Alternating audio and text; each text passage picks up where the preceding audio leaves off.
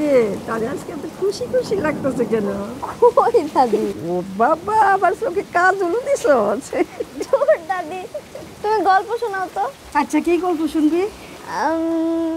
একটা রূপকথার গল্প শোনাও। রূপকথার গল্প? এক দেশে একটা মেয়ে আছিল, তার নাম পরি। আর একটা ছেলে আছিল সৌমিত্র।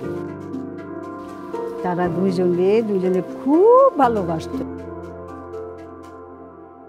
একদিন মেয়েটা কইল, চলো আমরা দুইজনে বিয়ে করি। বিয়ের 1 বছর পরে মেয়েটা গর্ভবতী হল। তারা কি যে খুশি। কিন্তু বোন, 8 মাসের মাথায় হঠাৎ করে পরির রক্তক্ষরণ দেখা দিল।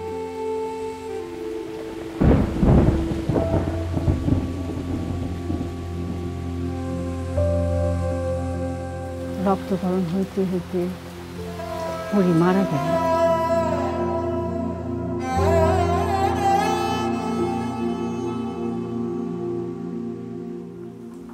ওমা, তুই কাঁদতেছিস কেন?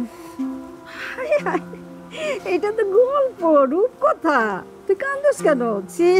শোন, আমি কিন্তু জানি তুই একটা পুলারে ভালোবাসো। তারই তুই জিজ্ঞেস করবি, তুমি যদি আমার ভালোবাসা থাকো, তুমি কি আমার লেগে অপেক্ষা করতে পারবা? আমরা এই বয়সে বিয়ের সাথে করব না, ঠিক আছে? একদম আমার লক্ষ্মী বোন, না কান্দে না। লক্ষ্মী বোন আমার, কান্দে না। আমি তো গল্প করছি।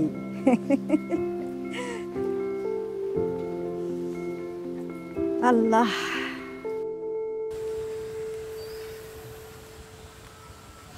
তুমি কি সত্যি আমাকে ভালোবাসো? ভালোবাসি।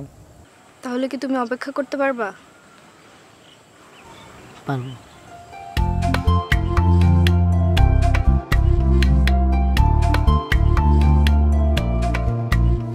মনে রাখবে, 18-র আগে বিয়ে নয়, আর 20-এর আগে সন্তান নয়। কিরে, মনে থাকবে?